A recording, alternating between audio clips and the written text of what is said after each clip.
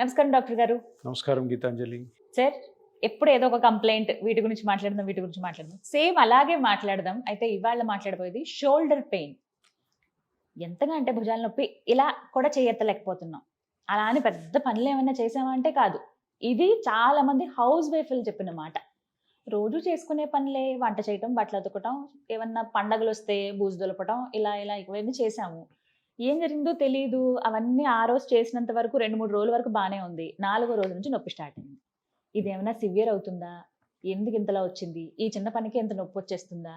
ఏం చేయాలి? ఇవి చాలా మంది క్వశ్చన్స్. షోల్డర్ జనరల్గా షోల్డర్ జాయింట్ని చూసినట్టయితే అన్ని బాడీలో ఉన్న జాయింట్స్ అన్నిట్లోకి ఎక్కువ మొబిలిటీ ఉన్న జాయింట్. చూడండి, ఇదంతా తిప్పొచ్చు. ఇప్పుడు ఈ జాయింట్ ఉంది చూడండి, ఇంతే.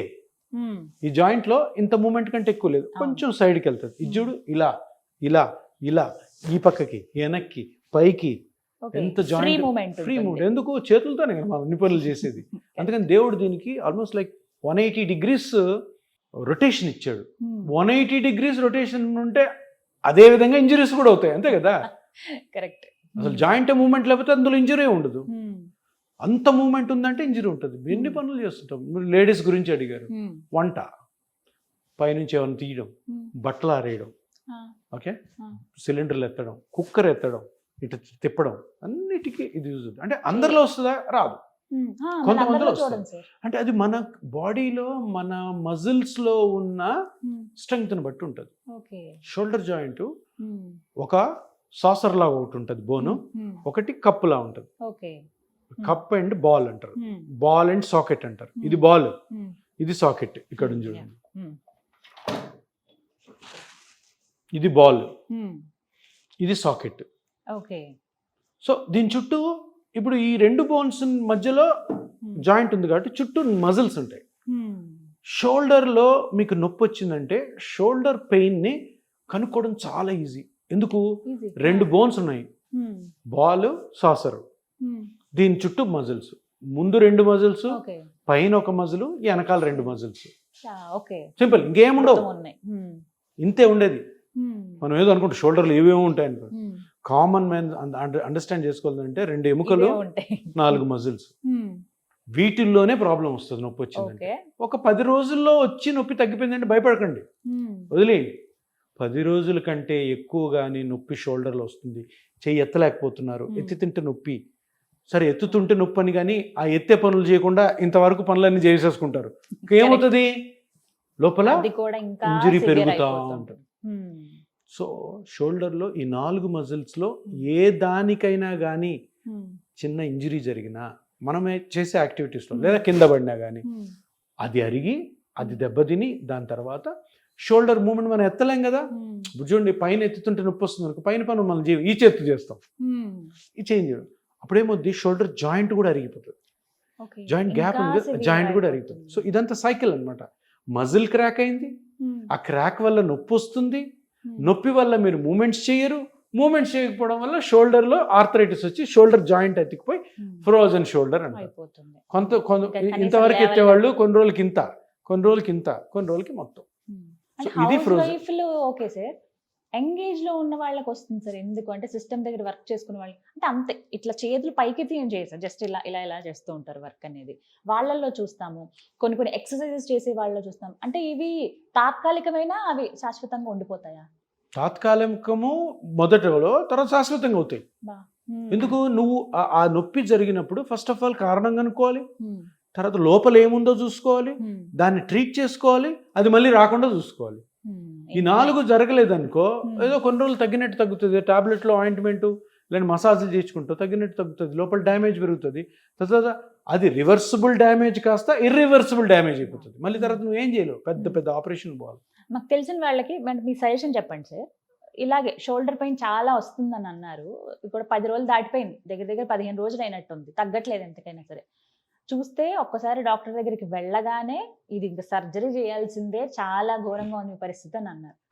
సో అంటే స్టేజ్ బట్టి చెప్పేస్తారా? ఎలా చెప్తారు? ఇప్పుడు వాళ్ళకి సర్జరీ అవసరం లేదు, మీరు చేసేటువంటి ఈ థెరపీయే సరిపోతుందా? షోల్డర్లో పెయిన్ వస్తే మన ఎపియాన్లో ఒక డైనమిక్ మస్కులోస్కెలిటల్ అల్ట్రాసౌండ్ స్కాన్ అని ఉంది. స్కాన్. మన ఎంఆర్ఐలు ఏం అవసరం లేదు, అది చాలు. దాంట్లో షోల్డర్ జాయింట్లో ప్రాబ్లం ఉందా? నేను 4 మజిల్స్ చెప్పాను కదా, దాంట్లో రొటేటరీ కఫ్ అంటాం ఈ 4 మజిల్స్ని కప్పి. దీంట్లో ముఖ్యమైనది సుప్రాస్పైనేటస్ టేర్ అంటారు. సుప్రాస్పైనేటస్ అనే మజిల్ క్రాక్ అన్న అవ్వచ్చు, కట్ అన్న అవ్వచ్చు, చిన్న చిన్నగా అది పోయి బోన్ దగ్గర అతుక్కుంటుంది చూడండి, అక్కడ కూడా కొంచెం డ్యామేజ్ అయి ఉండొచ్చు. 90% షోల్డర్ పెయిన్స్ దీనివల్ల వస్తాయి. అది ఈ మజిల్ ఇక్కడ కనపడుతుంది కదా, ఇది ఇలా వచ్చి ఈ బోన్ దగ్గర అతుక్కుంటుంది. ఆ అతుక్కున్న దగ్గర కట్ అయింది అనుకోండి, ఇదే 90% షోల్డర్ పెయిన్. దీన్ని సుప్రాస్పైనేటస్ టేర్ అంటారు, సుప్రాస్పైనేటస్ టెండినోసిస్ అని అంటారు. మిగతా 3 మజిల్స్ లో కూడా డ్యామేజ్ అవ్వచ్చు, కానీ ఇది మేజర్. దీన్నే రొటేటరీ కఫ్ ఇంజరీ అంటారు. దీనికి సర్జరీ చేస్తారు, ఆర్థోస్కోపిక్ చేసి దాన్ని కుడతారు. ఇప్పుడు అది అవసరం లేదు. ఎందుకంటే ఇప్పుడు ఏం జరుగుతుంది, అక్కడ ఈ ఏరియాలో చిన్నగా క్రాక్ వచ్చింది, పెయిన్ వస్తుంది. ఆ మజిల్ పని ఏంటి, చేయి పైకెత్తడం. ఇంకా పైకెత్తున్నప్పుడల్లా నొప్పి వస్తుంటుంది. సో ఆ కట్ అయిన మజిల్ని మీ బ్లడ్లోని, ప్లాస్మాలోని ప్లేట్లెట్స్ మీద గ్రోత్ ఫ్యాక్టర్స్ అని ఉంటాయి, అవి తీసుకొచ్చి ఆ కట్ అయిన దగ్గర కరెక్ట్ అదే ప్లేస్లో కానీ చిన్న ఇంజెక్షన్తో వదిలితే కంప్లీట్గా హీల్ అవుతుంది, మళ్ళీ అతుక్కుంటుంది. మరి దాని పనే అది. గ్రోత్ ఫ్యాక్టర్స్ అంటే గ్రో చేస్తాయి. ఆ మజిల్ ఫైబర్స్ ఏవైతే కట్ అయినా వాటిని గ్రో చేస్తాయి. ఇది ఎప్పుడు 30-40 ఇయర్స్ నుంచి ఉంది. దాన్ని నేను తీసుకొచ్చి 2017 స్టార్ట్ చేశాను. 8 years గా ఇది జరుగుతుంది. సో సర్జరీ లేదు, సర్జరీ లేకుండా వేరే treatments are pain killers, physiotherapy ఏమీ అవసరం లేదు. చిన్న ఇంజెక్షన్ తోటి దాన్ని కంప్లీట్ గా హీల్ చేయొచ్చు. మళ్ళీ ఇంకా నొప్పి రాదా సార్? మళ్ళీ రాకుండా జాగ్రత్తలు తీసుకోవాలి. ఎప్పుడైనా చిరిగిపోయిన చొక్కానే ట్రీట్మెంట్ అయిన పార్ట్, అది ఎప్పుడన్నా కానీ జాగ్రత్తగానే ఉండాలి. ఏదైనా చూసుకోండి, ఏదైనా ఫుడ్ రెస్ట్రిక్షన్స్ ఏముండవు. షోల్డర్ కి ఇప్పుడు ఫుడ్ రెస్ట్రిక్షన్స్ ఏం లేవు. ఫుడ్ రెస్ట్రిక్షన్స్ అన్ని మీరు చూడండి, గమనించండి. ఇది ఒక పెద్ద రాంగ్. ఫుడ్ అని మంచిగా నేను చాలాసార్లు చెప్పాను, మీ అమ్మా నాన్న చిన్నప్పటి నుంచి మీకు ఏ ఫుడ్ పెట్టారో అదే తినండి, ఇంకేం లేదు. ఫుడ్ గురించి ఎక్కువ బ్రెయినే పెట్టద్దు, ఏది అలవాటో అది తినండి. ఫుడ్ వల్ల ఏదో సూపర్ హెల్త్ వస్తుంది, ఫుడ్ వల్ల నాకు ఏ జబ్బులు రావు, అట్లా ఏం లేదు. వచ్చే జబ్బుని ఎవ్వడు ఆపలేడు, వచ్చిన తర్వాత దాన్ని తగ్గించుకోవాల్సింది. సార్ మీరు సర్జరీ వద్దు, ఇంజెక్షన్ చాలా అంటున్నారు, ఇక్కడ వరకు ఓకే.